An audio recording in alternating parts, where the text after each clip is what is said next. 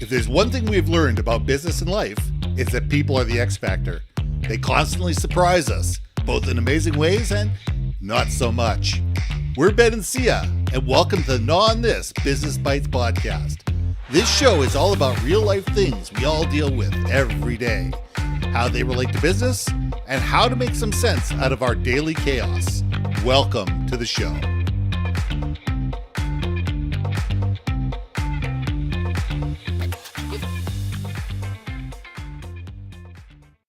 And welcome back to another episode of Gnaw on This Business Bytes. I'm Ben, and this is Syya. And this week we want to talk about the cost of comfort, why ease often kills growth. Now, what I mean by this is, you know what? We get complacent. Things become easy. We get comfortable. And when we become too comfortable, we lose the ability to innovate. We lose our edge. We lose the sharpness of our saw. And you know what? We feel that we own our customers. Our customers are ours, and we own them, and no one could ever take away our customers from us because we own that relationship. Well, let me tell you a story. And this has happened after I actually left an organization. One buddy calls me up. He says, "Ben, you're not going to believe this." I says, "Why?" He says, "Greg just lost a $2.5 million client." I said, "So he lost his key client." He says, "Exactly." I go, "What happened?" He says, "Well, they called him in to do a presentation. And this has been a client of his for 20 plus years. And, you know, as I said, he controls about $2.5 million of their business. And, you know, walks in and he sits down and shakes the hands with people and goes, the guy says, "Geez, I hope you have a really good presentation. The guys in front of you just killed it." Well, Greg was basically doing it on the back of a napkin. He assumed the business was his. He assumed he was going to win it. And the last thing the person said before they left was, "How many people does Greg's company have?" He says, "Well, about 30. He says, 30 people could die at our company tomorrow and you'd still be fine. Well, it was playing hardball instead of softball. You know, it's pickup league versus the big leagues. He lost to a $10 billion company. And not only did that $10 billion company eat his lunch, but it took the lunch of about 6 or 7 other vendors that this customer had and consolidated the business based on the fact that we're a $1 billion company. We have all these innovations. We have all these systems, processes, and technology. They don't. We can do this for you. We can do that for you. We can do the other thing for you. We're going to give you a dedicated team of people that only deal with you." Well, Greg couldn't do any of that. He didn't have the team for it. He didn't have the ability. He was so comfortable and assumed that whatever he had always done was going to be perfect for this customer and that he owned this customer. Within 6 months, he lost a $2.5 million client of a $3.8 million company. So we all can get a little too comfortable. We all can get a little bit too complacent. And we know the ramifications of that. So Syya, let's gnaw on this. I mean, perfect example of all of this is like, just look at that chart. We talk about this chart all the time, which is the top 10 global brands worldwide over the last 50 years. And it went from, food, services, etc., to now it's pure tech, right? Yep. And, a lot of them, like Coca-Cola's kind of held it. Coca-Cola used to be the top company worldwide, right? Forever. And then now all the CPGs have kind of come and gone. So I think it's once you get complacent in your position, right? The fact that you think, oh, like you said, I own this client, Yeah. is probably when you should be innovating the most. Absolutely. Because what that means is you're a target. You're no longer the one chasing. You're being chased.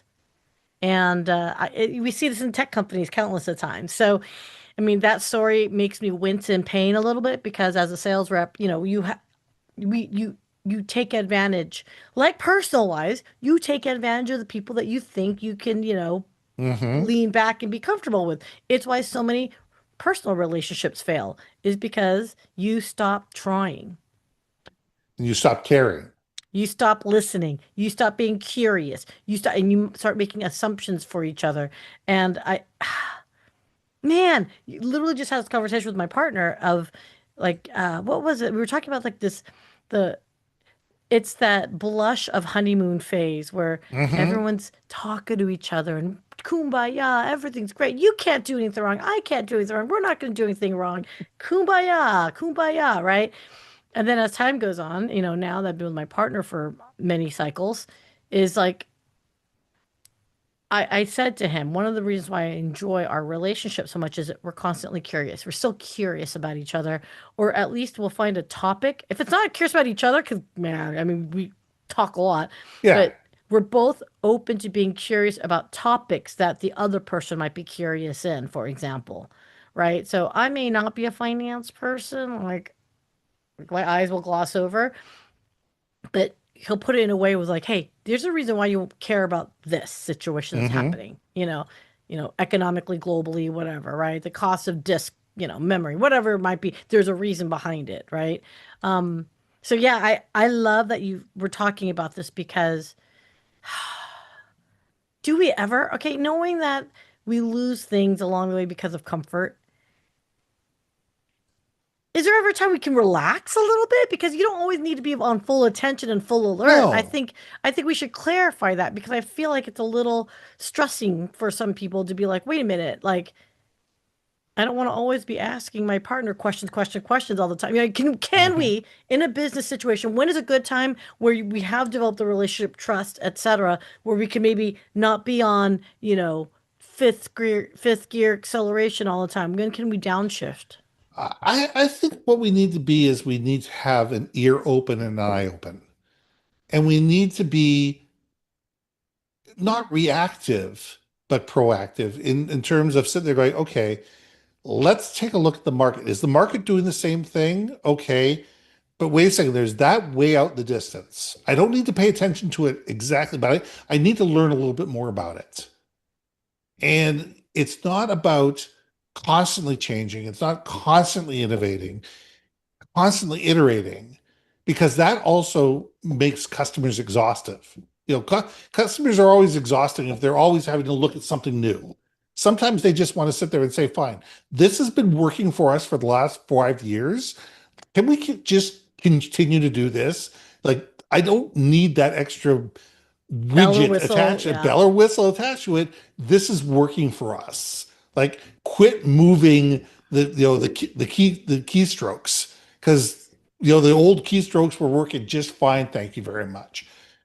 But I think we always need to be cognizant of what are their challenges moving forward. If our clients are sitting there going, you know what, you know, on a yearly basis to say, what are we doing well? What aren't we doing well? And what aren't we doing that you'd really like us to be doing? What are you seeing out there that we aren't doing?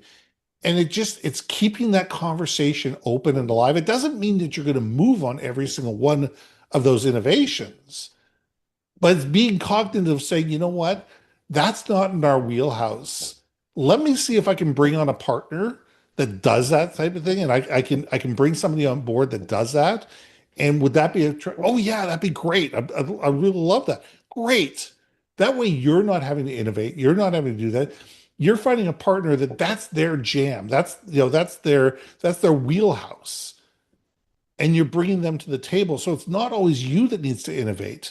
You just need to have the Rolodex to enable you to sit there and say, look, let me bring this to the table for you. I don't have to be the expert. I just have to know where the experts are. And I need to be able to make those handshake relationships to build in that layer of trust. And by doing that, that's a way to cement relationships. It's not always being on the cutting edge. It's understanding how to be responsive to our customers and understanding what's going to make their lives better and who do we need to bring to the table, excuse me, in order to be able to facilitate that. 100%. Again, it seems so rudimentary. Have conversations, be Yeah. curious, listen more than talk, right? Mhm. And And I think in all aspects, again, I'm selfish, everyone, and I apologize because it's my lens of, experience is, I was tech, I was in sales, right? So I'd go to my Mhm, client. So, I'm trying to switch gears where it's like, hey, I'm in a corporate entity. I work for a department within a corporate entity too, right? Like mhm. I'm trying to make the language work. But so here's the question that we have because we know this happens in a world that's constantly changing, in a world where we're constantly experiencing a shiny new toy. Okay. You may have someone in your leadership, executive leadership, that says, ooh, I want that shiny new toy. And it just happens to be your team is the one that has to implement it. The one has to figure out, is this going to work? Is this the right thing? Um, if you were in a position let's say internally, what Yeah, would you do, Ben, if the CEO came to you and said, okay, I'm really excited about this ability to create um, a chat experience with an avatar of our employees? Can you make that happen? Now, granted, the technology is there for it, but it comes at a absolutely. cost, right? So you are head of marketing. What would Yeah. you do as a response to the CEO to say, I demand this? You know what I would say is this, of course we can. The problem is it's going to take time, money, budget, and also leadership within the C-suite. Do we have this? And the question is, what are the projects that you're willing to back burner in order to make this happen? Because we only have limited budget, we only have limited time and resources. So either this is a new direction and you're willing to support this and we want to move forward with this. And my question is, what are the goals attached to this and how does this benefit our clients? Or is this something that we just want to test out to see that we can do? Is this something that we're just going to put in a beta, that we're just going to put a limit of 2 or 3 people to this project? We're going to see whether this is actually viable or not, test it in a viable in a small environment and see what the outcomes are. Like, what are we trying to do? What are we trying to do here? And I I think, get yeah, that. I get that's what you want, but what are we trying to do? And the problem with me is I'm willing to have that conversation all the way up to the C-suite. And, those type of conversations, and given some CEOs, will get you handed your termination papers, or get you transferred to to Iowa or wherever. All of a sudden you're going to get to the office that nobody knows of and nobody talks to. But the thing is, if you don't have the ability as a leader within your division to sit there and say yes, but, or no, however, and be able to have those conversations to say, okay, given the scope of the mandates that we have this year, given the goals that we're going after, given what our customers are telling us, given what our economic, outlook is for Q3 and Q4, how does this fit in with what we're currently doing and how does this augment and make our lives better as a company? Explain that to me and so I can move forward and we can be successful with this. And 9 times out of 10, you're going to get the, huh, because they had a conversation over a beer or over lunch or something like that. They got all excited about something and they want it too. yeah. And the answer is you can have whatever you want as a CEO. The question is, what are you willing to give up in order to have it? I mean, what, how does this benefit the business as a CEO, as the what's the word, like the person responsible for the business, Yeah. right? So yeah, I think it's interesting. I think it's I love the fact that there are times when the CEOs are at conferences or whatnot, or they see, the pitches from analysts talking about this is the future, this is blah, blah, blah, your business needs XYZ, this is the next wave of Yeah. technology, or this is the next wave of, society or whatever have you. And I do like the fact that a leader that takes the time to question the next big thing, to say, hey, could this be something for us? I think keeps everybody in the company on their toes, because it Absolutely. does open the door for internal entrepreneurship to Yep. take the initiative to try something new, invent something new, come up with something new that maybe the company can remain innovative.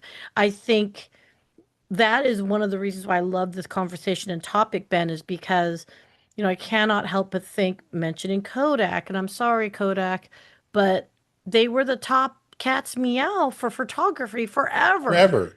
forever. And then the move to digital, right? Like they didn't. And that's the problem. Blockbuster, they didn't move to streaming, right? And it just sucks for those leaders, right? Because I wouldn't say they're bad leaders. It was just they misread perhaps the trends for their business. And unfortunately, there's always going to have to be a story. There's always going to have to be a story, right? Exactly. And I think, Learning I mean, lesson, learning lesson. we need, yeah, I mean, we need to realize that, but we need to realize that, you know what, here, let's leave it here. Is that as organizations, we need to keep one eye on the future. We need to be innovating. We need to be pushing the envelope, but we need to be doing it in such a way that it works and it's relevant for the organization that we're with and for the customers that we're trying to support. Going after everything, going after every new customer, going after every new shiny object leads us to split us in 10,000 different directions, and we don't do anything well. And we have far more True. failures than we do, than we have wins. And it leads to a lot of money being and time and effort being wasted on stuff that's never going to come to fruition. So we need to be passionate. We need to be forward thinking. We need to be looking into the future, but we need to be doing it with a purpose. I can agree to that. But that being said, I also believe very strongly that, you know what? Don't lose curiosity. Never, It's my word of the year. never. I think every episode's going to have the word curiosity into it because, again, if lack of curiosity leads to complacency, right? And we don't want to be complacent. But Yeah, I also argue sometimes, though, you do need to reward yourself for the wins that you have and throttle back too. You can't be constantly go, go, go, go, because that's what burnout is too. So, exactly. So let's leave it there. I'm Ben, and I'm Syya. and we'll see you soon. Hey, hey, hey. Thanks for listening to another episode of Not on This Business Bites. If you liked what you heard, we most humbly ask that you like, share, and hit that subscribe button. And if you want to communicate more effectively within your organization, contact Ben at yourbrandmarketing.com or me at brilliantbeammedia.com. We can help you build your community, brand awareness, and personality through digital content and podcasting.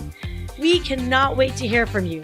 So see you next week for another episode of Not on This Business Bites.